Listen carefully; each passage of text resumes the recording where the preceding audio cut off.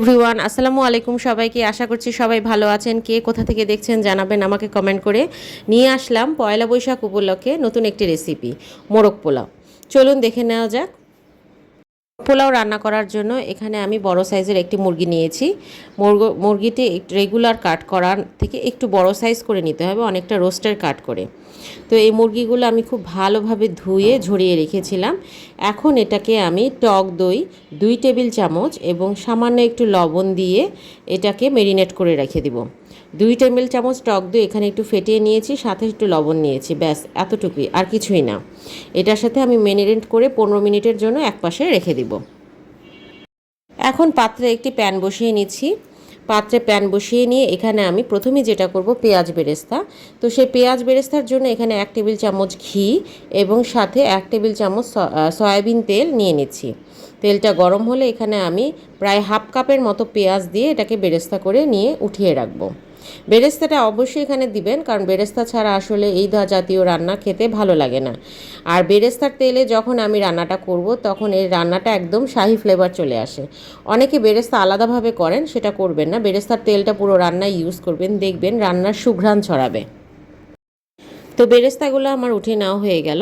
এখন আমি এখানে রান্না করার জন্য আরও হাফ কাপ পেঁয়াজ এখানে অ্যাড করব। হাফ কাপ পেঁয়াজের সাথে আমি এখানে গরম মশলার জন্য এলাচ 2টি, দারচিনি 2টি এবং তেজপাতা 2টি ধুয়ে এই পেঁয়াজের সাথে হালকা করে ভেজে নেব। সাথে একটি লং এবং 2-3টি গোলমরিচ, ব্যাস এতটুকুই। যেহেতু এখানে আমার মুরগির পিস একটা বড় মুরগির সাইজের, প্রায় আপনার এখানে 500 থেকে 600 গ্রামের মতো হবে, 600 গ্রামের মতো মুরগি।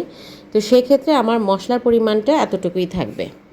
ভালো করে নেড়ে এটাকে এখন একটু ব্রাউনিশ কালার করে নেব, সাথে গরম মশলাগুলো দিয়ে নেব। যেহেতু এখানে আমি প্যাকেট মশলার গুঁড়ো ইউজ করছি, সাথে একটু বাটা মশলা, সেক্ষেত্রে আমি গরম মশলাটা খুব সামান্যই ইউজ করছি।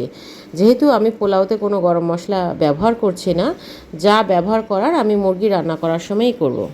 আর হ্যাঁ, মোরগ পোলাও যেহেতু নাম, মোরগ দিয়েই যে রান্না করতে হবে ব্যাপারটা তা না। এটা আমরা যুগ যুগ ধরে এইভাবেই বলে আসছি, বিধায় আমরা সবসময় মুখে মুখে এইভাবেই বলি। আপনারা মোরগ পোলাওতে মুরগিও ইউজ করতে পারেন। এখানে আমি লবণটা অ্যাড করলাম। লবণটা তো অ্যাড করতেই হয়, এটা আপনার যার যার স্বাদ বুঝে লবণটা অ্যাড করে নেবেন। তো ভালোভাবে ভাজা ভাজা হয়ে গেলে এখানে আমি দিয়ে দিচ্ছি সামান্য একটু পেঁয়াজ বাটা। পেঁয়াজ বাটাটা এখানে আমি প্রায় বড় সাইজের একটা পেঁয়াজ বাটা ইউজ করেছি। আপনারা রান্নার পরিমাণ বুঝে এখানে মশলা দিবেন। আমার একটা মুরগি যেহেতু 600 গ্রাম টাইপের, সেক্ষেত্রে আমি এখানে পেঁয়াজ কুচি ছাড়াও এখানে একটা বড় পেঁয়াজ হলে বড় পেঁয়াজ একটা, আর না হয় ছোটো পেঁয়াজ হলে তিনটা বাটা করে দিবেন। বাটা দিলে ভালো, না দিলেও কোনো ক্ষতি নেই। তবে আমি মশলাটা একটু গ্রেভি চাচ্ছি, সেক্ষেত্রে আমি এখানে একটু পেঁয়াজ বাটা অ্যাড করলাম। সাথে দিয়ে দিলাম 1 টেবিল চামচ পরিমাণ আদা বাটা এবং হাফ চামচ পরিমাণ রসুন বাটা। 1 টেবিল চামচ পরিমাণ আদা বাটা বেশি একটু দিবেন, তাতে করে ফ্লেভারটা একটু ভালো আসবে।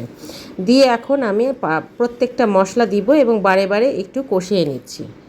রান্নার স্বাদ কিন্তু কষানোতেই, তাই আপনি বারে বারে একটু কষিয়ে দিলে মশলাটার যে কাঁচা ফ্লেভারটা সেটা চলে যায়, সাথে রান্নার টেস্টটাও ভালো আসে।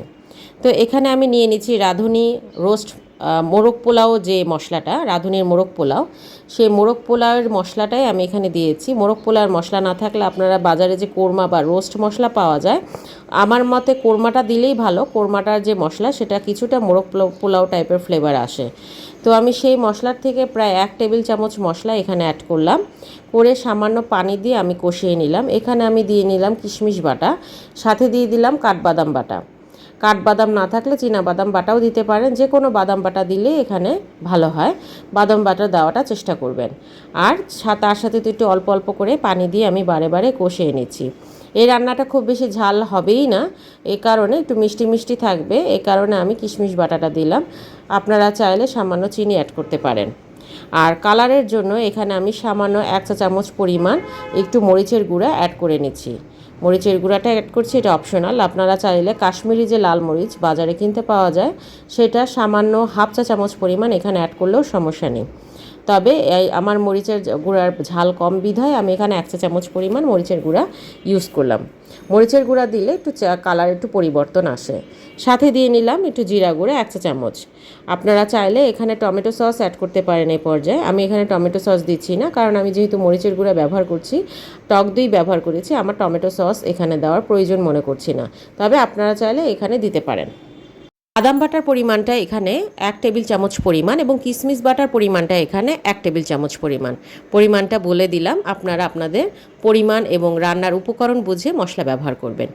এখানে আমি প্রায় 2 কাপ দুধ গুলিয়ে রেখেছিলাম, সেখান থেকে 1 কাপ পরিমাণ দুধ আমি দিয়ে মশলাটা ভালো করে কষিয়ে নেব প্রায় 15 থেকে 20 মিনিট। 15-20 মিনিট বারে বারে ঢাকনা উঠিয়ে আমি প্রত্যেকটা উপাদান দিয়ে বারে বারে কষিয়ে নিব। রান্নার ফাঁকে বলে রাখি, আমার রেসিপিগুলো যদি আপনাদের খুবই ভালো লেগে থাকে আর যদি কোনো ভুল হয়ে থাকে, অবশ্যই ভালো মন্দ দোনোটাই আমাকে কমেন্ট করে জানাবেন। ভালো লাগলে চ্যানেল সাবস্ক্রাইব করে পাশে থাকবেন। তো এখানে রান্না করতে করতে আমি 1 কাপ পরিমাণ দুধ দিয়ে দিলাম। দুধটাকে এখন ভালো করে মশলার সাথে কষিয়ে এরপরে আমি এখানে মাংসগুলো মিক্স করে নিব। আমার কিন্তু এখানে প্রত্যেকটা রান্নার স্টেপে আমি ভালো করে প্রায় 5-6 সেকেন্ডের মতো কষিয়েছি। প্রায় আমার মশলা কষানো শেষ। এখন আমি সেই ম্যারিনেট করে রাখা মুরগির পিসগুলো এখানে দিয়ে দিচ্ছি। মোরগ পোলাওতে আমরা মুরগির পিসগুলো ম্যারিনেট করেই দিই, মানে এটাকে কোনো প্রকার ভাজা হয় না। ভাজা হয়ে গেলে এই মুরগিগুলো একদম সফট থাকবে না, হার্ড হয়ে যাবে। মানে যখন আমি খাবো এই খাবারটা যেহেতু একটু ড্রাই হয়, শুকনো টাইপের হয়, যখন খেতে যাব তখন মুরগির পিসের মাংসগুলো খুব শক্ত হার্ড হয়ে যাবে, টেনে ছিঁড়া যাবে না। তাই নরম রাখার জন্য, সফটনেস রাখার জন্য প্রথমে এটাকে দইয়ে ম্যারিনেট করাটা খুবই উপযুক্ত। তো এখানে আমি মাংসটা দিয়ে এখন বারে বারে কষিয়ে নেব এবং বাকি আরও কিছু উপাদান আছে সেগুলোও দিয়ে নেব। তো এখানে প্রায় আমি 6-7টার মতো আস্ত কাঁচামরিচ একটু বোটা ছিঁড়ে দিয়ে দিলাম, যাতে অতিরিক্ত ঝাল না ছড়ায়, জাস্ট ফ্লেভারটা থাকুক। কাঁচামরিচটা দেওয়ার ট্রাই করবেন, এতে করে মোরগ পোলাওয়ের ঘ্রাণটা খুব ভালো আসে। সাথে কিছু দিয়ে নিলাম পেঁয়াজ বেরেস্তা। কষানোতে পেঁয়াজ বেরেস্তা দিলে একটু শাহি শাহি ভাব চলে আসে এবং এর সাথে অ্যাড করলাম প্রায় 1/2 চা চামচের মতো কেওড়া জল। এটা অপশনাল, এটা আপনারা চাইলে স্কিপ করতে পারেন। আমার কাছে কেওড়া জলের ফ্লেভারটা দিলে একটু শাহি ফ্লেভার আসে। বাজারে যখন আমরা মোরগ পোলাও খেতে যাই বা দোকানের সামনে দিয়ে হেঁটে যাই, দেখবেন সবার আগে যে ঘ্রাণটা ছড়ায় সেটা হচ্ছে একটা শাহি ফ্লেভারের ঘ্রাণ। হ্যাঁ, এই স্মেলগুলো কিন্তু এই ফ্লেভারগুলোর কারণেই আসে। সো দিলে ভালো, না দিলেও সমস্যা নেই। তো মাংস কষাতে কষাতে আমার প্রায় সিদ্ধ হয়ে এসেছে। এই পর্যায়ে আমি দিয়ে নেব এখানে 1 চা চামচ ঘি। 1 চা চামচ ঘি দিয়ে এটাকে আবার একটু রেখে আবার পরে তার 2 মিনিট পরে ঘিটা গলে গেলে আমি এখানে দিয়ে নিব 3-4টি আলু বোখারা।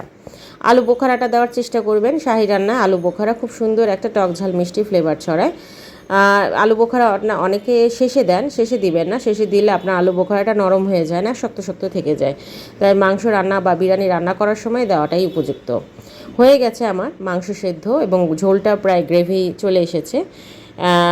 আমি দেখতে পাচ্ছি যে মাংসগুলো প্রায় খুলে খুলে এসেছে। এরকম একদম নরম করা যাবে না, একটু শক্ত শক্ত অবস্থায় এই রান্নাটাকে শেষ করতে হবে।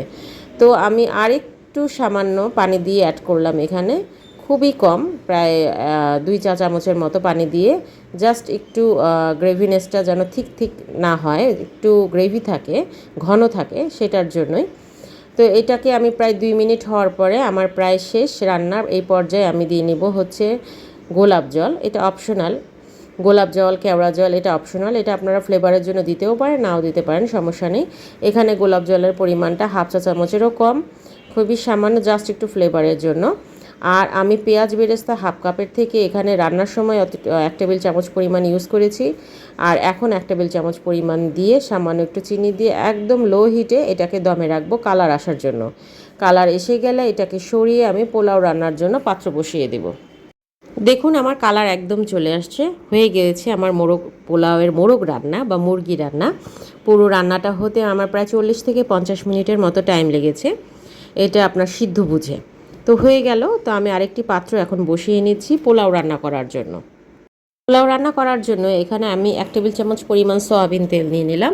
সয়াবিন তেল দিয়ে এটাকে গরম করে নিব। গরম হলে এখানে আমি প্রায় 1 টেবিল চামচ পরিমাণ পেঁয়াজ, 2টা লং, 3টি গোলমরিচ এবং সাথে আস্ত 3-4টি কাঁচামরিচ একটু ভেঙে ভেঙে দিব, যাতে কাঁচামরিচের ফ্লেভারটা ছড়ায়।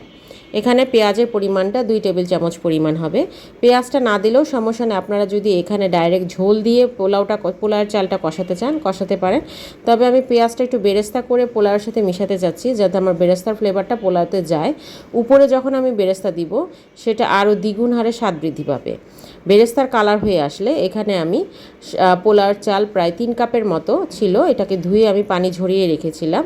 এটাকে দিয়ে এখন খুব ভালো করে আমি সে পেঁয়াজের সাথে সামান্য একটু গরম মশলা দিয়েছি, এখানে 2টা এলাচ, 1টা তেজপাতা, দারুচিনি ব্যবহার করিনি, আর দিয়ে নিলাম প্রয়োজন মতো লবণ। লবণটা একটু বুঝে দিবেন, যেহেতু মোরগ পোলাও রান্না, মোরগে আমি লবণ ব্যবহার করেছি, সেক্ষেত্রে লবণটা পোলাওয়ের চাল বুঝে দিতে হবে, যাতে একটু কম হলেও সমস্যা নেই, যেহেতু মোরগ পোলাও রান্নায় সেই রান্নায় করায় তরকারিতে আমার লবণ প্রয়োজন অনুযায়ী দেওয়া আছে। তো এখানে আমি আবার একটু চালে সামান্য একটু কেওড়া জল নিলাম।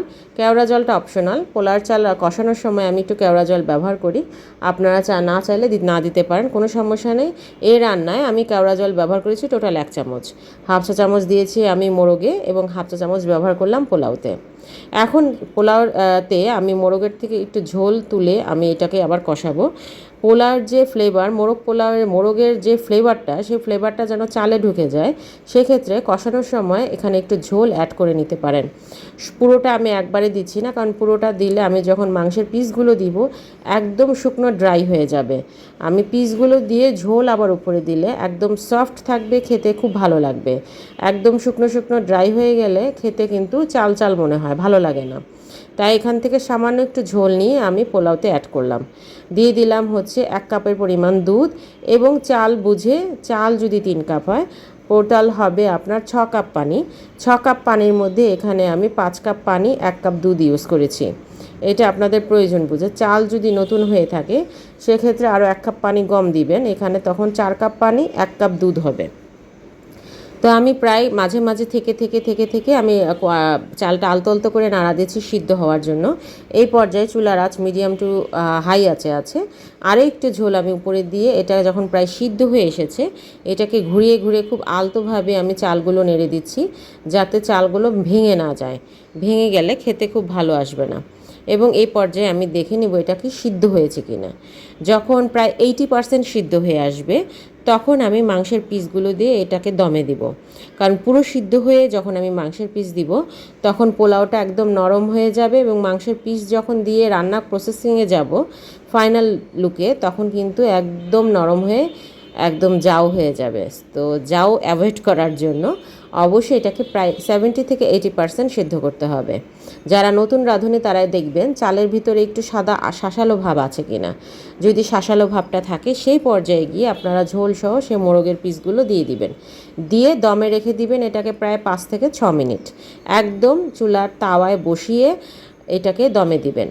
যদি মনে করেন পাত্রটার নিচে একটু মোটা, তাহলে তাওয়া দেওয়ার কোনো প্রয়োজন নেই। আর যদি তলায় লেগে যাওয়ার ভয় থাকে, সেক্ষেত্রে তাওয়া ব্যবহার করবেন। তো এটাকে আমি দেওয়ার পরে 5 থেকে 6 মিনিট পরে এটাকে আমি একটু উল্টে পাল্টে ঘুরিয়ে দিচ্ছি, যাতে পুরো চালটার সাথে গ্রেভিগুলো একদম মিলেমিশে যায়, আর মাংসের পিসগুলোর মধ্যেও যেন সামান্য একটু পোলার চাল ভাগে ভাগে থাকে, তাহলে খেতে খুব ভালো লাগবে। তো আলতো একবার মেশানোর পরে আমি এখানে আরও 5-6টি কাঁচামরিচ এবং আরও বাকি যে পেঁয়াজ বেরেস্তাটা আছে সেটা দিয়ে, চিনি দিয়ে আমি এটাকে ফাইনাল দমে দিব প্রায় 10 মিনিটের মতো। পোলাওর চাল রান্না করতে এখানে আমার প্রায় 10 মিনিটের মতো লেগেছে, 7 থেকে 10 মিনিট, আর এটাকে দমে রাখবো আরও 10 মিনিট। হয়ে গেছে আমার মোরগ পোলাও রান্না। তো এখানে আমি ফাইনাল লুক দিয়ে এটাকে প্রায় 10 মিনিটের মতো মিডিয়াম টু লো না, একদম লো হিটেই রাখবো তাওয়ার উপরে। এর ফাঁকে আমি কোনো ঢাকনা খুলবো না। তো খেতে বসে গেলাম আপনাদের সাথে। এখানে আছে চাইনিজ ভেজিটেবল, সাথে আমার বিফ টিকিয়া। এই টিকিয়ার রেসিপি এবং চাইনিজ ভেজিটেবলের রেসিপিও আমার চ্যানেলে আছে, চাইলে দেখে আসতে পারেন, আশা করছি ভালো লাগবে। আর মোরগ পোলাওয়ের কথা কি বলবো, খেতে কিন্তু অসাধারণ লেগেছে, চাইলে আপনারা ট্রাই করতে পারেন। আর এতক্ষণ সময় নিয়ে দেখার জন্য সবাইকে অসংখ্য ধন্যবাদ। আসসালামু আলাইকুম সবাইকে।